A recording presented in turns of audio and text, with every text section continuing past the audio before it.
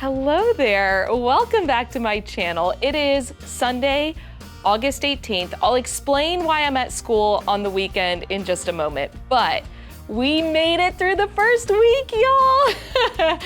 It was a long week, but a great week. I'm gonna recap you on how the week went, and we're gonna do a little bit of an updated classroom tour because any teacher knows once you actually get students in your classroom, sometimes you have to make some changes.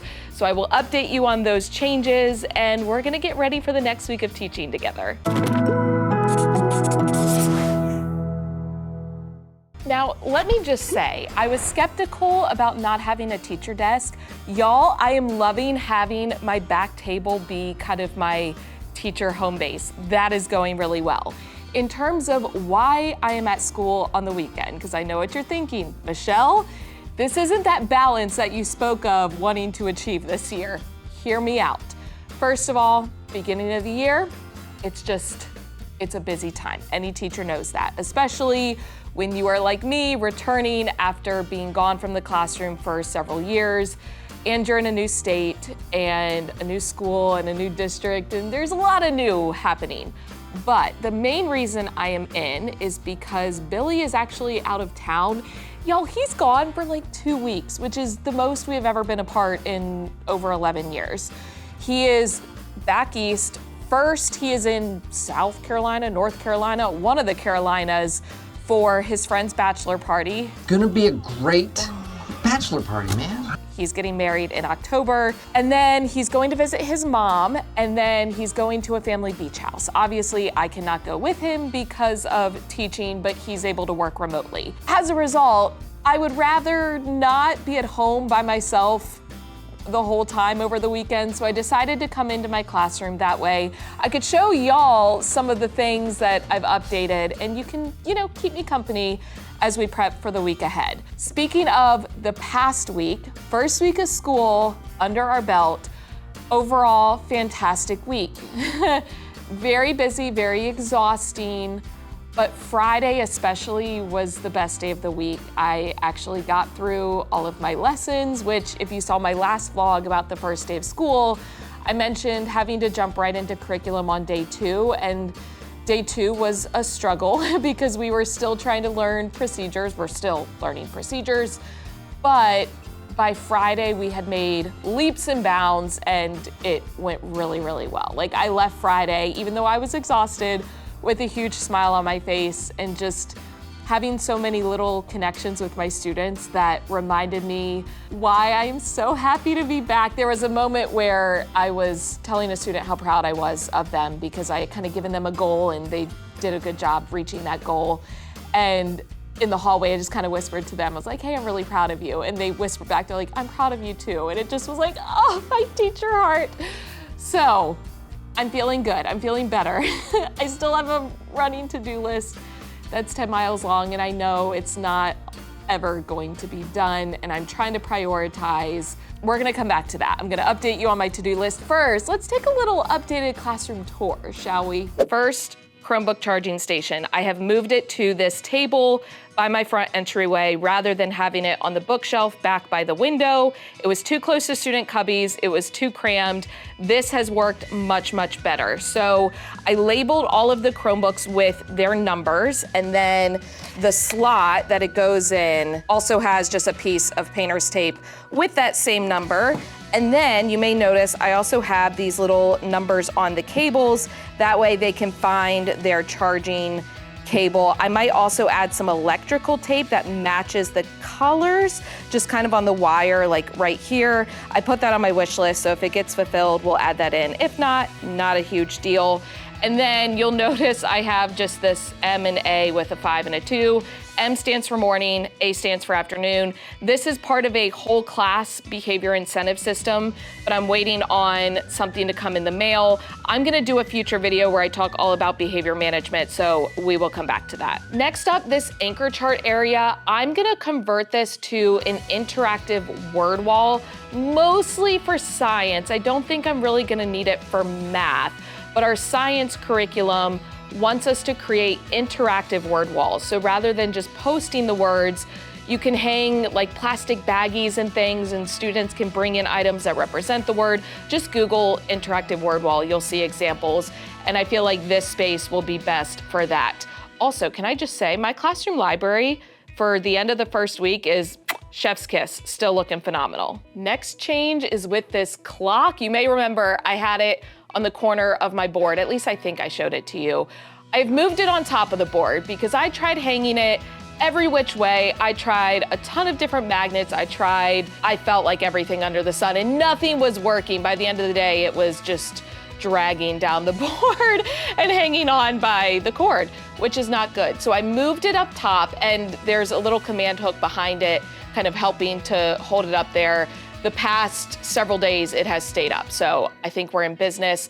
Another change is my IFP, or interactive flat panel, has been pivoted just slightly, so instead of being straight on, it's at a slight angle. As a result, it's a little bit more difficult to get to that bookshelf, so I ended up moving the turn-in bins to the back counter. Oh, here are my sit spots. So these mark where my students get in line. I have them line up in number order. It just makes everything easier. These are on Amazon and are on my classroom Amazon list. So that is linked in the description box of every video. But I moved the turn-in bins to the back counter. Again, it kind of creates that separate zone, which I think is a really good idea, and it just makes things a little bit less crammed up in the front of the room. And just a little teaser, again, I'm gonna do a whole video on this, but if you notice my gold jacket on my chair, that corresponds with the Golden Emerson, which is a weekly kind of incentive award, community building thing that I'm trying out this year. It's an idea that came to me in the middle of the night, but I will include all the details on that in a future video. I have personally won over 17 Dundee Awards, so I am not a moron. Oh, but if you look at my standing desk, which again, this came from Amazon, I have it on that list, I flip-flopped it. So now my seated side is actually over here, and the standing side is here. That way I can stand when I need to type something or use the mouse, and I'm facing the IFP, because that makes a lot more sense than having my back to it. And then if or when I'm using the document camera, I can just pivot it and turn it to the side or make it easier for students to get up there. Honestly, I haven't used the document camera a whole lot because I can write right on the IFP, and I feel like that has just worked much better. Here is the bookshelf where the Chromebooks used to be set up, but now this is just gonna be a early finisher, math flex, games home base for my students. I'm still building all of that out. So work in progress, we'll come back to that. But if we pivot to student cubbies, you will notice I got additional book bins. So now there is a purple book bin in every cubby. Originally, I was having my students, like my two groups, my morning and afternoon, share one bin, but it was not working out. So I got another set of bins. I chose purple because that's the color that represents my afternoon class. So now the left bin is for my morning students, the right bin, the purple one, is for my afternoon students. And this is just where they put some of their belongings that they're not taking with them from class to class. The book bins were pricey because I think I got 2 packs of 12. Each pack of 12 was like $60, but the ones that are like the rainbow colors, I've had those for years and they've held up really well. So I didn't mind investing the money because I know that they're gonna last. And then these are just labeled using my assorted bright labels in the 2" by 4" size, just with the number. That way I can easily reuse them from year to year. And speaking of labels, y'all know, I ended up changing the labels on this bin. Was that a necessity? Not at all, but did it make me happy? So I did it anyway. Yes, I had it labeled as math unit, but our curriculum uses the word module instead of unit, so I swapped them out. And not as important, but worth noting, these flowers are now basically a week and like 2 days old. And if we ignore these, like these still look pretty good. I feel like this is the longest I've ever kept flowers alive, and I'm proud of myself for that. Before we sit back down, we're gonna come back to the window. I forgot to show you, I got these acrylic signs on Amazon. I just attach them to the wall using a command hook, but they just kind of open up so you can slide papers in and out. Right now, I just have numbers. I use them to label like 4 corners because I've been doing some 4 corners activities. But what I really love about these is I can easily swap out questions or problems. I mean, there's so many different ways that I could use these. So I have 4 of them around the room. They came in a 6-pack. So technically I have 2 more that I could put up, but those will be on the Amazon classroom list as well. And in case you missed it before, this is that gold jacket that I mentioned, but we're gonna chat about that in a future video. For now, let's chat about other random things that I have done over the weekend that were not necessary, but made me really excited. I created an applause sign. This is not my original idea. This idea came from Joanne from Head Over Heels for Teaching, but it's one of those things that I've always wanted to create for my classroom, and Friday night, it was my little treat to myself that I spent some time making these. So this is one of those kind of corrugated plastic yard signs, like what you would have up for a yard sale, but it's in a small, thin rectangle. I got it in a 4-pack, I wanna say, on Amazon, but you could also take a larger sign and just cut it. You can make them whatever size you want, honestly. But I cut some letters using my Cricut and just tape them onto the sign. This is something that I would hold up during class. So if I want students to applaud, I can like hold up the sign, this is applause, and then on the other side, it says louder. So I really like that I can easily flip it. And then I also made one that says, ooh, because I feel like that's something I always have my students say. I'm hoping that I made this the right way. I think I did. So that was just fun and random. And then this past week, one of the biggest adjustments, or I guess goals I'm trying to work with my students on, is raising their hand to get my attention and not just walking up to me, because I'll be in the middle of doing something or helping a student, and all of a sudden there's a student right next to me going, Mrs. Emerson, or trying to tell me something or ask me something. So my go-to response, and I don't know when or why I started doing this, it just happened one of the times and I stuck with it. You know how when you call someone's answering machine and it'll say, I can't come to the phone right now, but if you leave your name and number, then I'll be with you shortly, something along those lines. That has basically been my response. So when a student walks up to me, my response will be, Mrs. Emerson can't help the student right now, but if you take your seat and raise your hand, she'll be with you shortly. And I have said that many, many times this past week, but I don't want to ever make the student feel bad about coming up to me. I'm just trying to break that habit. But at the same time, I want to get the message across that they need to go back to their seat and raise their hand.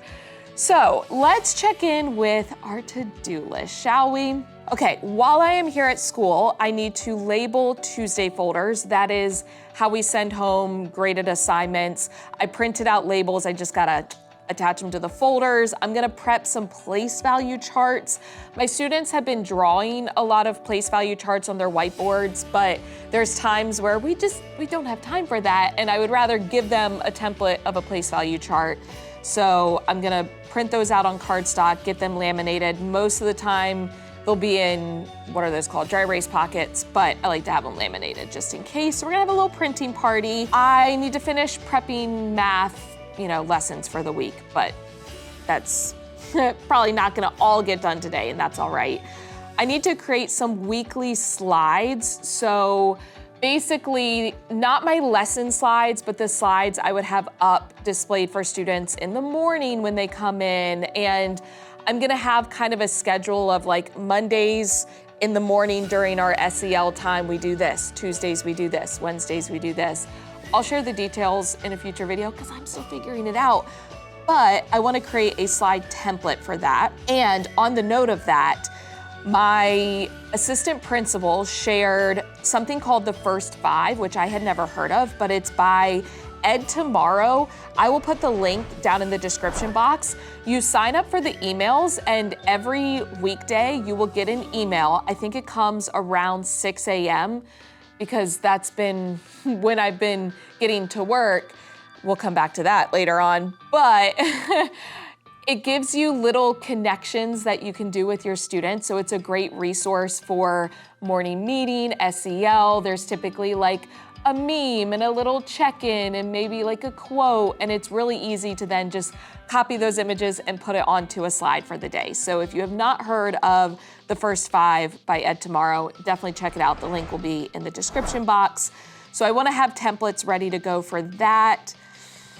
Ooh, prep virtual back to school. So this upcoming week, Wednesday, we have a staff meeting after school. Thursday, we have a virtual parent information night, which is interesting because I've never done that virtually as opposed to parents all coming into the classroom. That's at 7 p.m. So I think I usually train Tuesday, Wednesday, Thursday. I'm probably gonna plan to go to the gym on Wednesday and do 2 sessions so that Thursday I don't have to go because 7 p.m. would be when I would typically be kind of heading home from the gym. So this is why we look at our to-do list in advance so that we can plan ahead. Set up Google Classroom. I'm pretty sure our classes are supposed to be generated for us. That hasn't happened yet, but it should be happening soon. So the question is, do I wait for that or do I go ahead and set them up myself? I'll probably wait because let's be honest, my to-do list is already way too long.